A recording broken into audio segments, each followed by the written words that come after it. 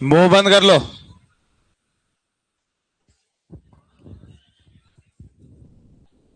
चलो देखो, होमवर्क तो दिए ही थे, वो चेक कर।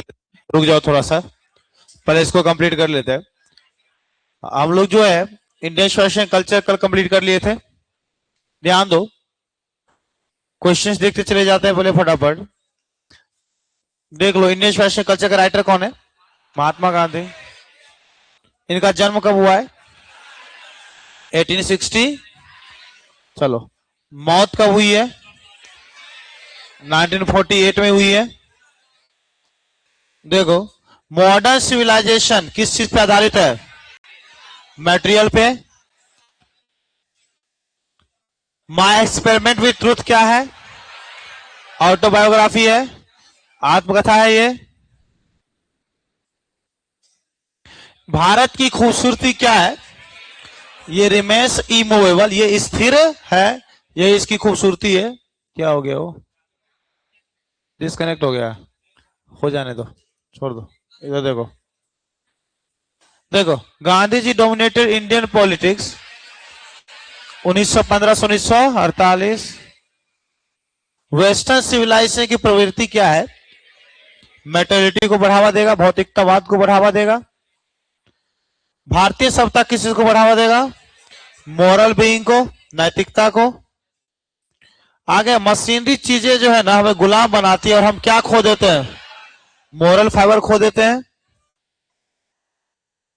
कौन है रे? फालतू का काहल पे टालता जा रहा है। बातें बंद करो टोटली।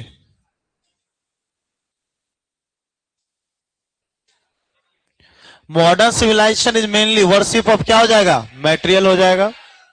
मॉडर्न सभ्यता किसकी पूजा करता है? भौतिकता। फिर से मॉडर्न सिविलाइजेशन है तो क्या हो जाएगा? मेटेरियल हो जाएगा। ही वॉज मोर, कौन थे आध्यात्मिक नेता एक राजनेता से ज्यादा? तो मोहनदास करमचंद गांधी। कौन सी सभ्यता जो है जिसको टक्कर नहीं दिया जा सकता वो क्या है? इंडियन है। कौन ये कल्पना किया था कि वे लोग जो है ग्रीस और रोम की गलतियों से बच जाएंगे? कौन? यूरोपियन। महात्मा गांधी की कौन सा पार्ट लिखा है? Indian civilisation and culture. Egypt के शासक कौन थे? फेरोज। सभ्यता जो है ओरिजिनल सेंस में जो है उन्नति किसके बारे में बात करता है? Non living thing. बोलता है हाँ नॉन लिविंग थिंग, पगला है रे। पीपुल क्या हो जाएगा? सभ्यता और लोगों की उन्नति के बारे में बात करती है। जीवन किससे संबंधित है? इटली से संबंधित है। अभी क्वेश्चन पूछेंगे भी आज। यूरोपियन सभ्यता का मतलब होता है क्या भारत के लिए? रूइन, बर्बादी। सिंपल लिविंग हाई थिंकिंग जो आधारित है किस चीज पे? इंडियन सिविलाइजेशन पे। कौन स्पिरिचुअल लीडर था राजनेता की तुलना में? Mahatma Gandhi. Mind is restless, बेचैन बर्ड हो जाएगा। यूरोप के लोग जो लेसन सीखते हैं कहां के लोगों से? ग्रीस और रोम के लोगों से सीखते हैं। प्लेन लिविंग और हाई थिंकिंग किसका मोटो है? वेस्टर्न फिलोसफर का है। Sacrifice is the sole aim of our, क्या हो जाएगा? ऋषिज हो जाएगा। अंधे सभ्यता के लिए कौन मरे हुए हैं? गांधी जी। बोला जा रहा है क्या कौन अपने छोटे छोटे गांव में ही सेटिस्फाइड थे? आवर एंसेस्टर्स, हमारे पूर्वज लोग। किसने हमें सिखाया है फ्रेंडली रहना? अच्छा, फ्रेंडली रहना सिखाया कौन? हमारी सभ्यता ने। हालांकि ये क्वेश्चन अपने इस चैप्टर का नहीं है, तुम्हारे हो सकता है जो नोट्स मिला उसमें ये नहीं भी हो, है ना। हमारे पूर्वजों ने एंजॉय किया था क्या? Home rule. क्या? होम रूल एंजॉय किया था। वेल्थ एंड लग्जरी जो है हमें क्या बनाता है? Do not make a man happy, इंसान को खुश नहीं बनाता है। गांधी जी चंपारण कब गए? 1917 में। यूरोप के लोग जो इंस्पायर्ड थे किससे? ब्रिटिश से। ब्रिटिश से बोल रहे हैं। ग्रीक और रोम से ग्रीक हो जाएगा। इनवर्स, ये भी क्वेश्चन अपना इस चैप्टर का नहीं है, तुम्हारा भी नहीं दिया होगा। किसने बहुत सारे आर्टिकल्स लिखा और किसके लिए? किसके लिए लिखा? यंग इंडिया के लिए। सिविलाइजेशन जो है पॉइंट्स और टू मैन, सभ्यता दिखाता है, क्या दिखाता है? पाथ ऑफ ड्यूटी, कर्तव्य का रास्ता दिखाता है। मोरालिटी को ऑब्टेन करने का मतलब है कि मास्टरी हासिल करना, किस चीज के ऊपर? अपने मन पे और अपनी इच्छाओं के ऊपर काबू पा लेना। माइंड इज क्या है? रेस्टलेस बर्ड है, जो हमेशा क्या रहता है? अनसेटिस्फाइड रहता है। हैप्पीनेस क्या है? एक मेंटल कंडीशन है। क्या है ये? मेंटल, मानसिक अवस्था है। महात्मा गांधी क्या थे? एक स्पिरिचुअल लीडर। Spiritual leader. उन्होंने मुख्य हथियार के रूप में किसका यूज किया? Truth and non violence. हमारे पूर्वजों ने हमें दूर रखा किस चीज से? लग्जरीज एंड प्लेजर से, शानो शौकत ऐशो आराम से दूर रखा। प्राचीन दिनों में जो है कौन जो है क्या सेटिस्फाइड थे? किस चीज से? विलेज से सेटिस्फाइड थे। हमारे पूर्वज ने देखा कि राजा और उनकी शक्तियां तुच्छ पड़ जाती थी। किनकी शक्ति के सामने? नैतिकता की शक्ति के सामने। पुराने दिनों में कॉमन पीपल फॉलोड, सामान्यतः लोगों जो है फॉलो क्या करते थे? किस चीज को? एग्रीकल्चर ऑक्यूपेशन को। मॉडर्न सभ्यता पूजा करता किसका? मैटेरियल का। इंडियन सभ्यता किस पे आधारित है? भगवान के विश्वास पे आधारित है। मॉडर्न सभ्यता फिर से आ गया, क्या हो जाएगा? मैटेरियलिज्म हो जाएगा। ट्रूथ एंड नॉन वायलेंस क्या है? वेपन्स है, हथियार है। आगे, the western civilisation has the tendency to privilege क्या? मेटेरियलिटी। वेस्ट की सभ्यता किसको बढ़ावा देता है? भौतिकतावाद को। हम लोग क्या कर रहे हैं? कॉपिंग हो जाएगा। कौन हमें गुलाम बना रहा है? मशीनरी चीजें। यही तक है? क्लियर है? कोई दिक्कत है किसी को? हाँ, किसी को दिक्कत है?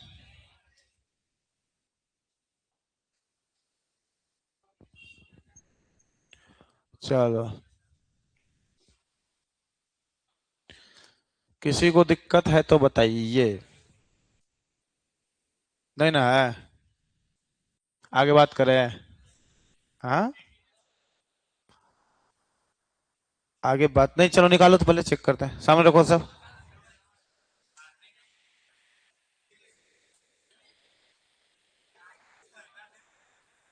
ठंडा है तो कौन हो गया?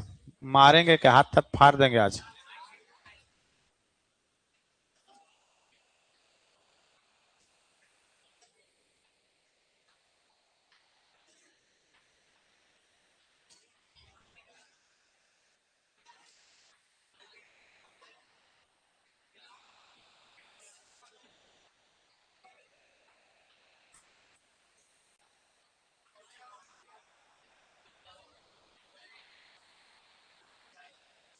बातें नहीं करो।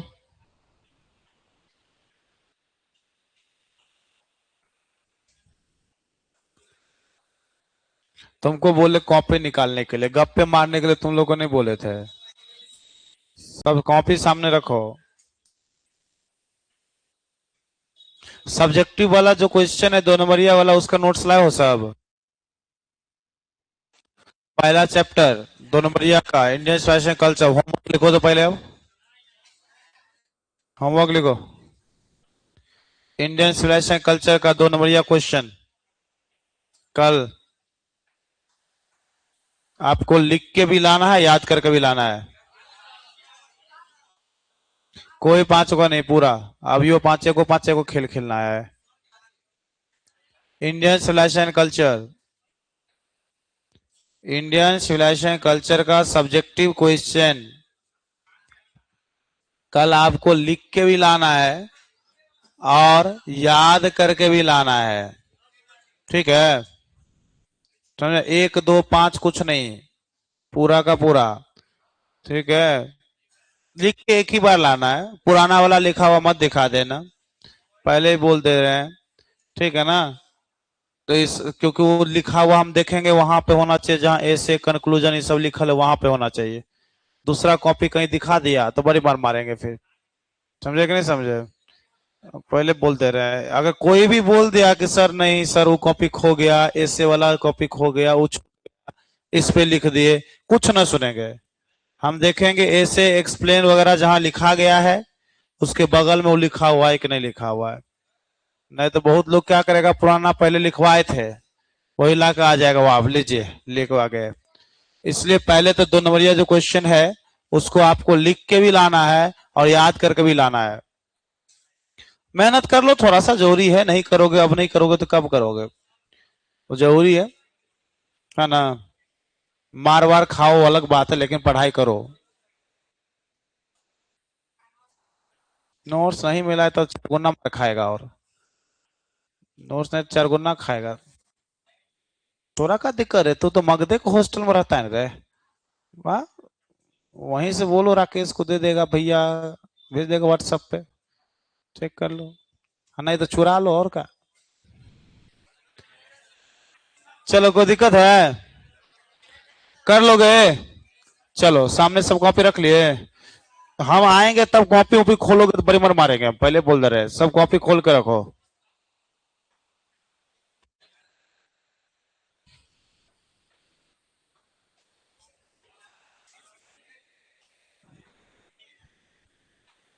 मुंह बंद करके ही।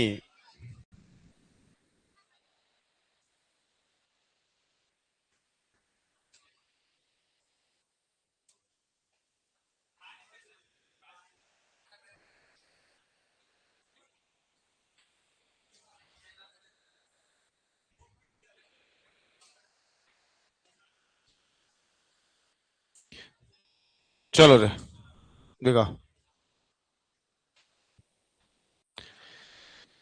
एक्सप्लेन द लाइन है, क्या वो बनाया है? क्या को बोले थे बनाने के लिए? 3 बोले थे ना, तो एक ही क्यों बना है? आवाज 5 बोले थे ना, सही बोला। 5 में बनाया तुम एक, तो गया ऐसे ही तुम्हारा रे एक। तुम्हारा मार खाना है तो लोग सोच रहा होगा कहीं कल्लो नहीं है, चेक करेगा नहीं। सब दिन का हमको नहीं ना, हमको कल का पहले चाहिए। हम ये नहीं देखेंगे तू क्या बना, हम ये देखेंगे तू क्या नहीं बनाया। मुंह बंदे रखो तो अच्छा रहेगा। चलो, काहे इतना मेहनत करें, नहीं सीधे सीधे बताते चलो। इस लाइन में पांचों के 5 पैराग्राफ का एक्सप्लेन कौन कौन बनाया है? खड़े हो जाओ, कॉपी लेके, जो पांचों पर 5 बनाया है दिखाओ 5।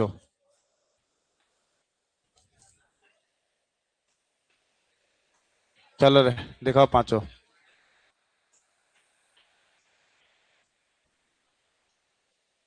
चलो जी दिखाओ 5। चलो रे, 5 दिखाओ। क्या गए वो?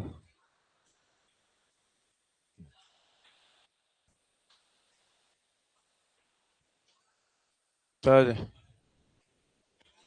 बैठ क्या रहा है, खड़े रहो खड़े रहो, बैठने बोले हैं, खड़े रहो अभी। 5 दिखाओ। कहाँ 5 रे? 2 तुम्हारे।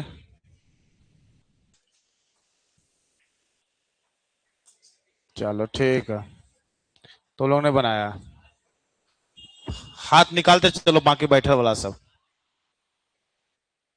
काहे नहीं पढ़ रहा है? अब कब पढ़ेगा?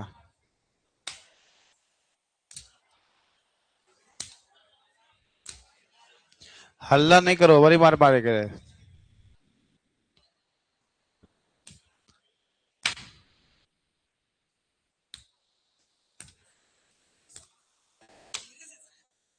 अरे जल्दी जल्दी निकालते चलो, टाइम पास नहीं।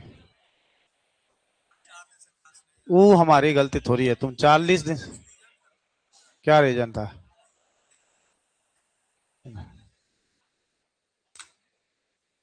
अरे वो सब ना, घर भूल गया तो।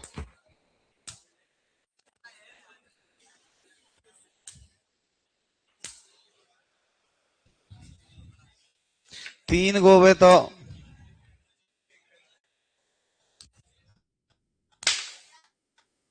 बैठ जाओ उधर वाला सब।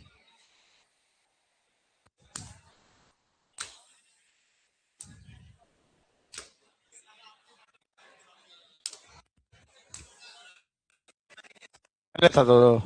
हाँ। तो चार गो में तो। हाथ निकाल।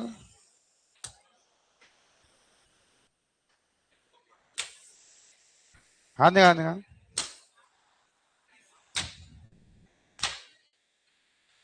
चलो इस लाइन में जो पांच का पांच बनाया है, खड़े हो जाओ।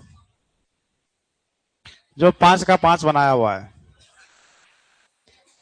चलो पांचों दिखाओ तो फटाफट।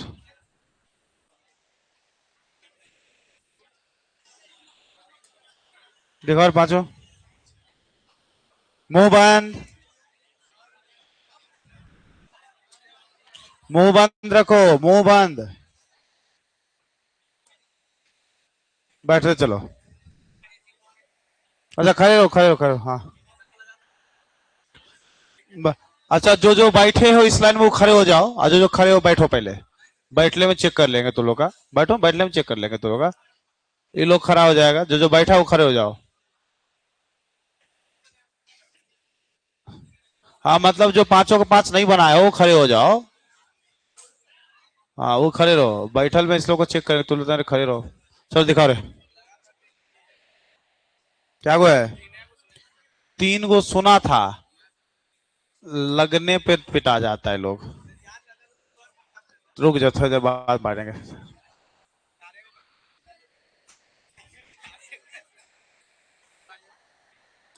तुम्हारे आवाज नहीं करो।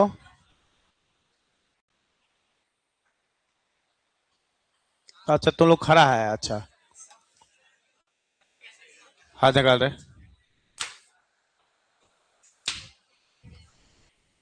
हाथ निकाल। क्या गुना है। दूगो में तो खाएगा तब।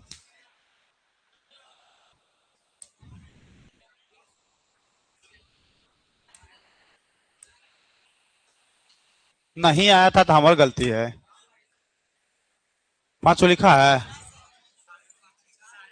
चार गो लिखा है। साढ़े चार गो।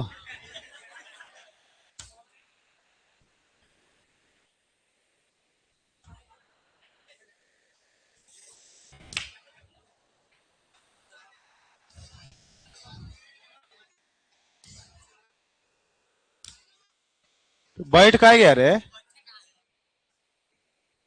अरे देखो रे पांचों।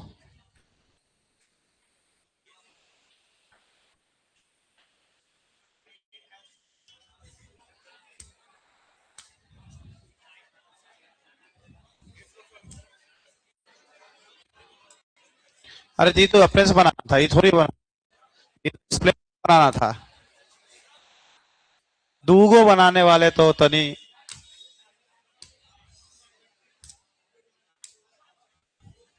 दिखाओ रे पांचों, दिखाओ तो। देखेंगे अभी, देखेंगे अभी, बैठा हुआ सब देखेंगे। ज्यादा चोट लगता है रे। तो पढ़ो तो वो चोटो लगता है, पढ़ो नहीं करता है। बेटे इस भरोसे मत रहो कि हम चेक करेंगे तभी बनाओगे। तुम्हारा परफॉर्मेंस के लिए बनवा रहे हैं कि हमारे अपने लिए बनवा रहे हैं।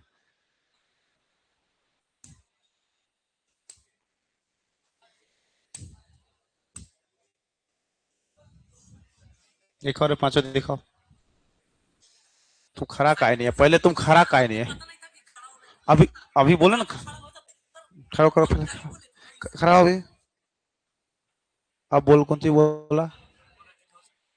काहे लगाया था। ठीक है बैग।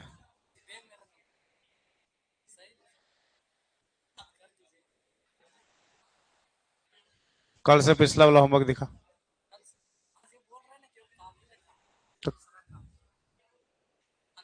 बस।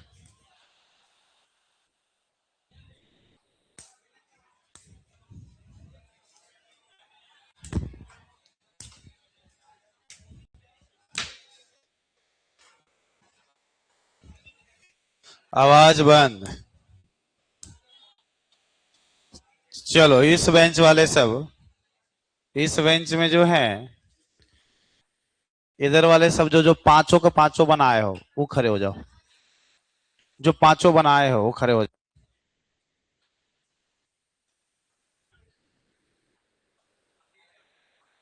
क्या?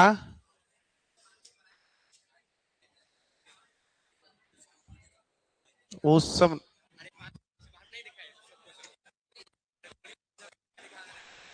कहाँ है कॉपी?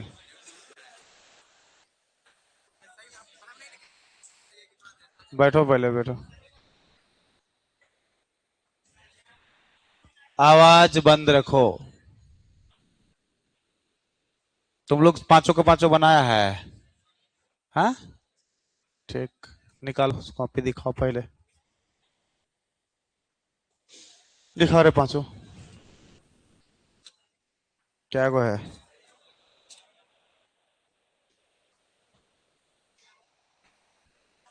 बैठो। आवाज बंद। तुम लोग का जी? अच्छा तुम लोग बैठले है। तुम्हारा जी? ठीक है। चल, हाथ निकाल। चलो हाथ निकालो फटाफट। चल।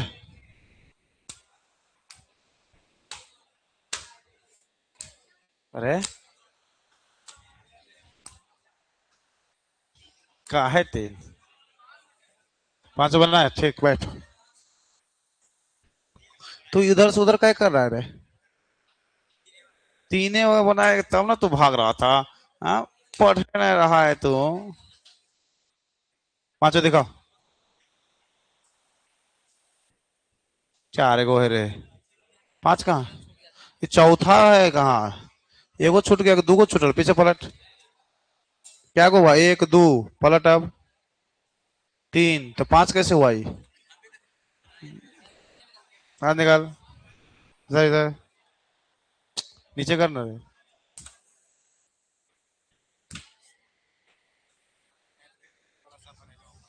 कहा नहीं आया कल?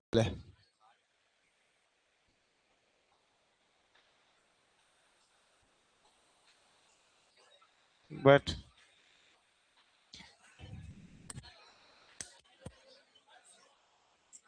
हाँ, नहीं तो सीखेगा कब?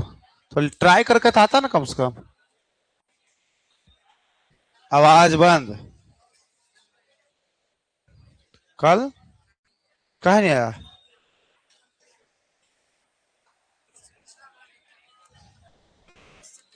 बोले थे ना पता करो क्या चल रहा है। आवाज बंद ना।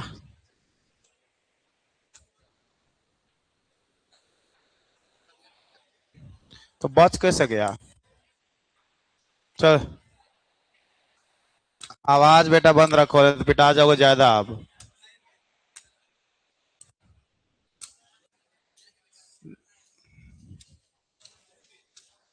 क्या कोई रे? तुमने बनाया?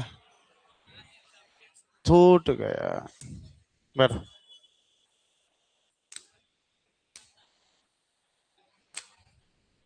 बनाया पाचो। बैठ। आवाज बंद रखो सब।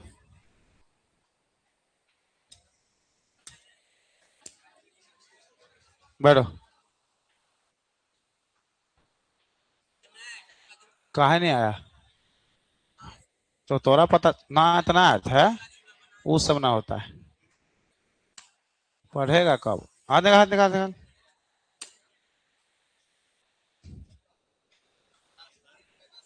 वो सब ना। वो सब कितना दिन बाद आया है?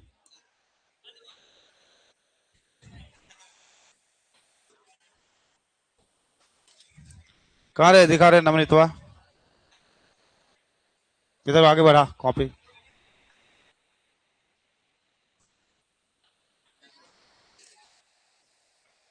तुम्हारे तुम्हारा दिखा। आवाज बंद।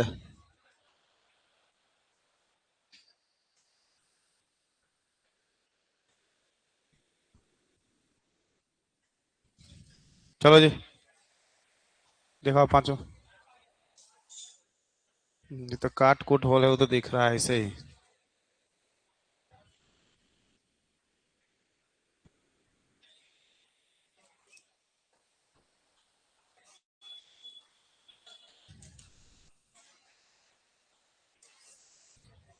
तीन है।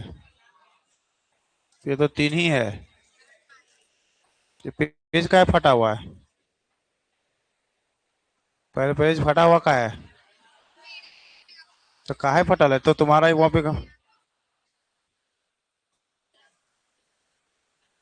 पलटो उसको।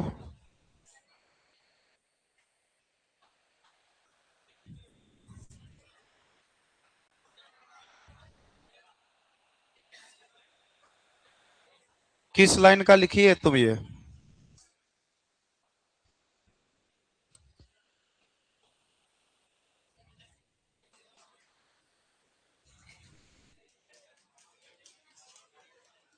ये बता, तुम इसमें क्वेश्चन का लिखल है, बाकी में लिखल है, इसमें का लिखल है?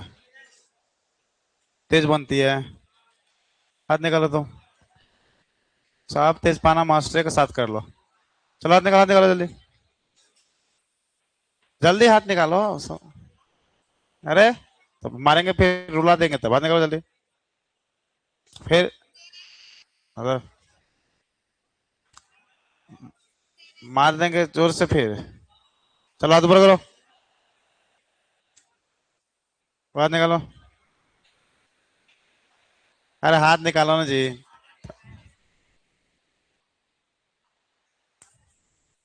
चलो जी, तुम्हारे देखो। कहाँ है? क्या? एक दो तीन चार। चार।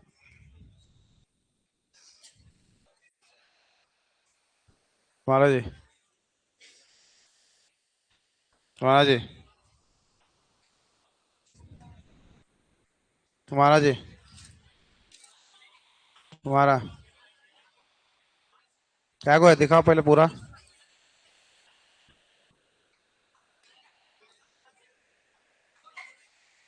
चलो मुंह बंद कर लो। आज बंद रखो ना रे।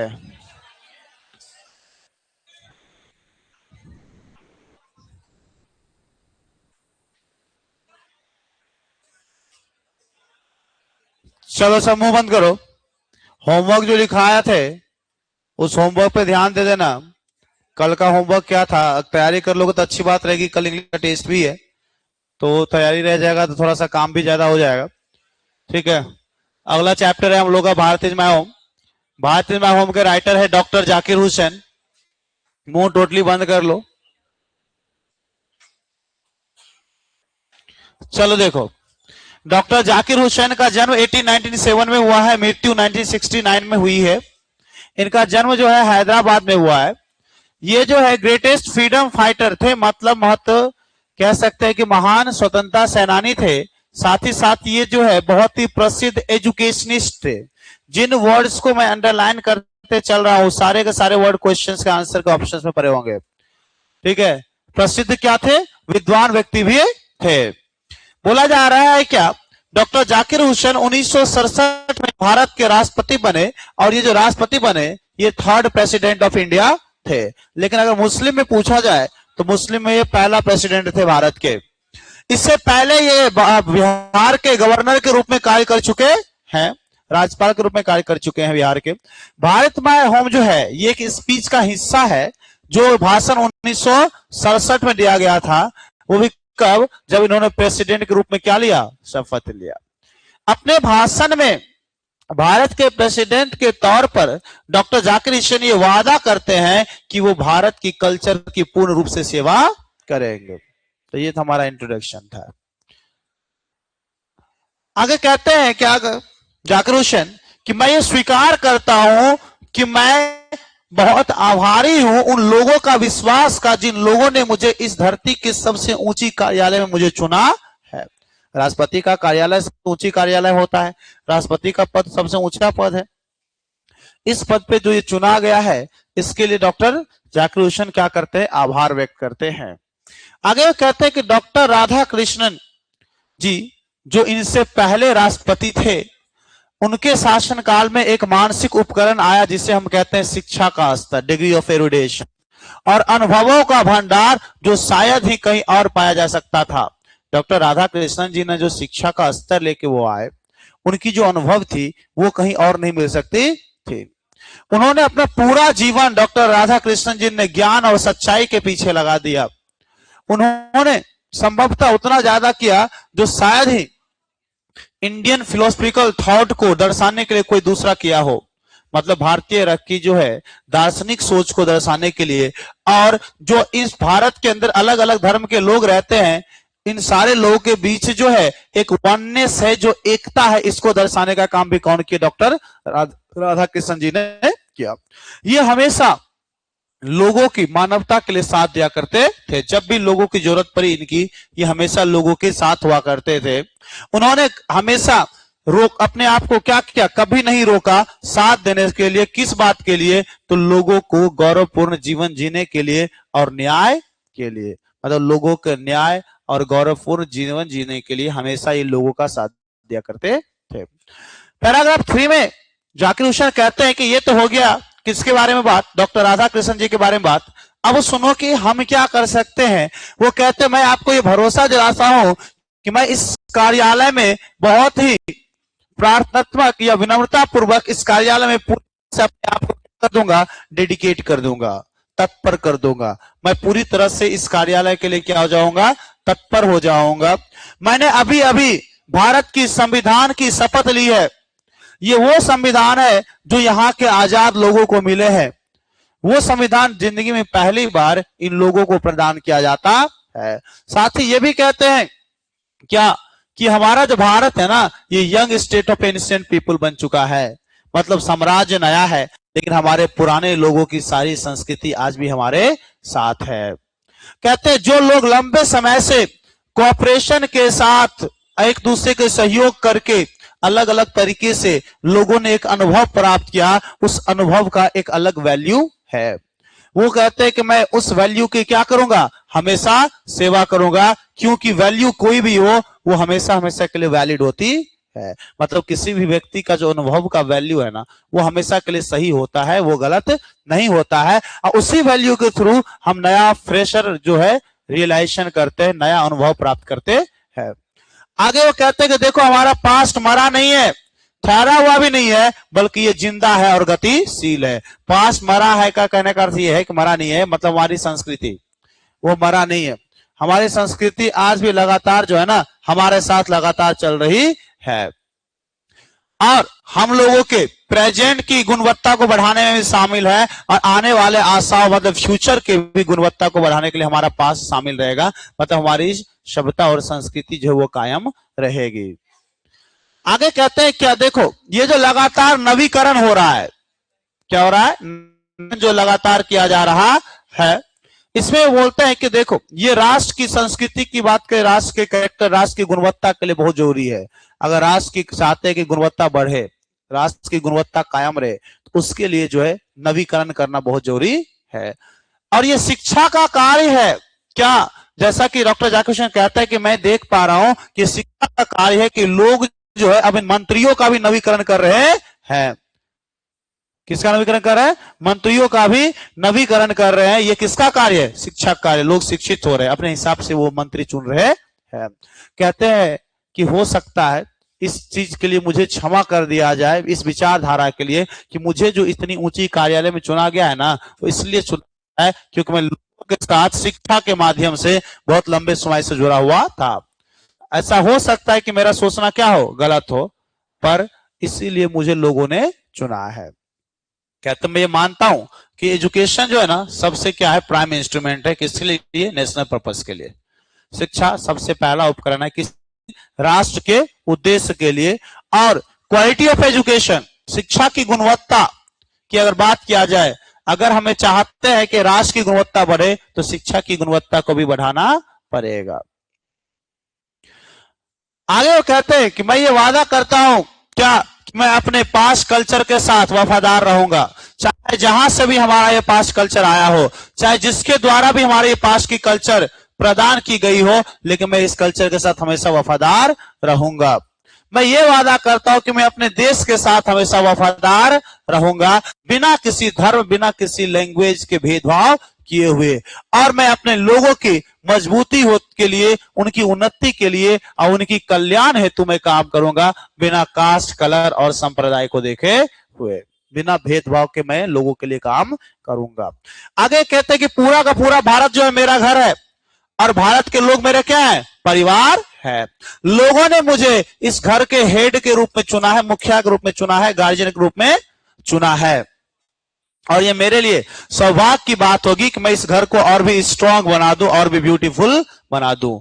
इस धनवान घर को उन लोगों के लिए मैं और भी ब्यूटीफुल बना दूं जो लोग अपने लिए जो है जीवन को ठीक ठाक बनाने में लगे हैं, संपन्न बनाने में लगे हैं और खूबसूरत जीवन बनाने में लगे हुए है। उन लोगों के लिए मैं भी क्या करूं? उनके घर को और भी स्ट्रांग बना दूं।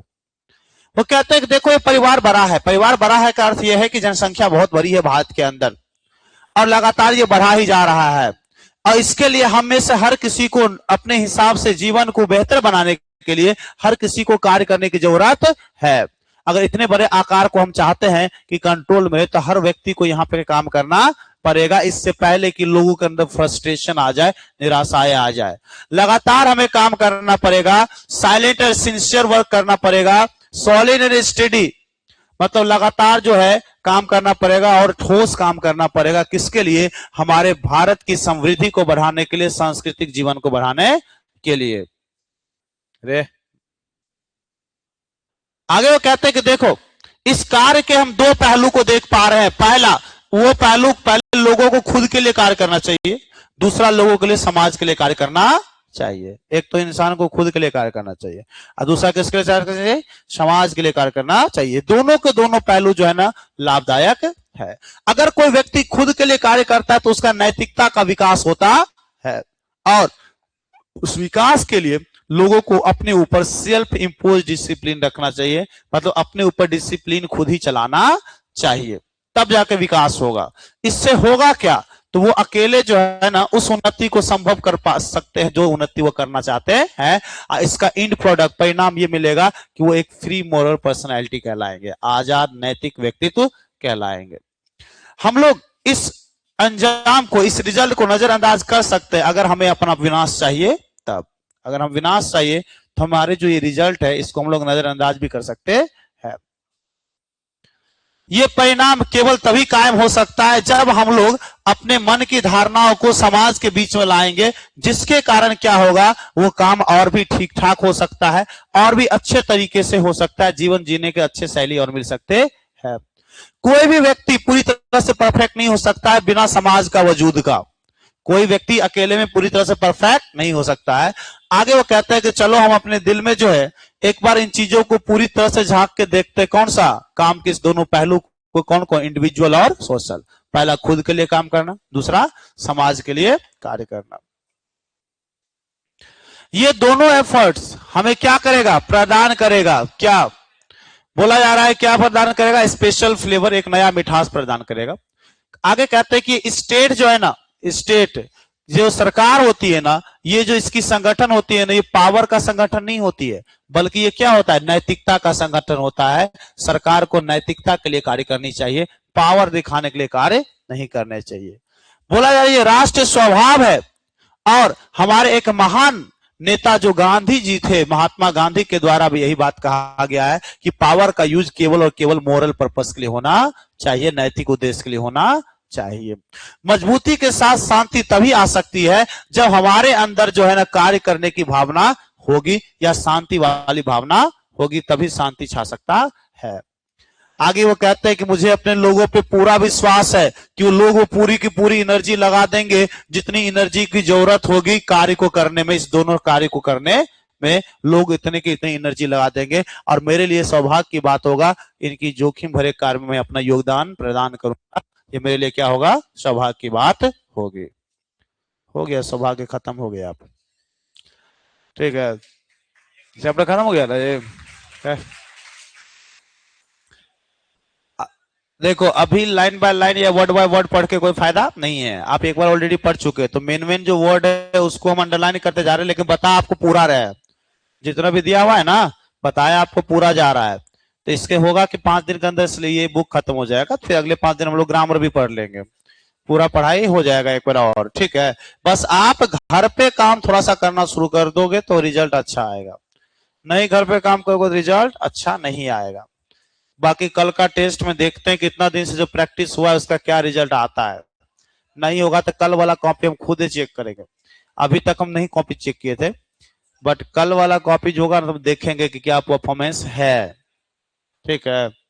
चलो तो मैथ्स वाले बच्चे बैठे रहेंगे, गर्ल्स आप लोग निकल सकती है जिनका मैथ्स नहीं है।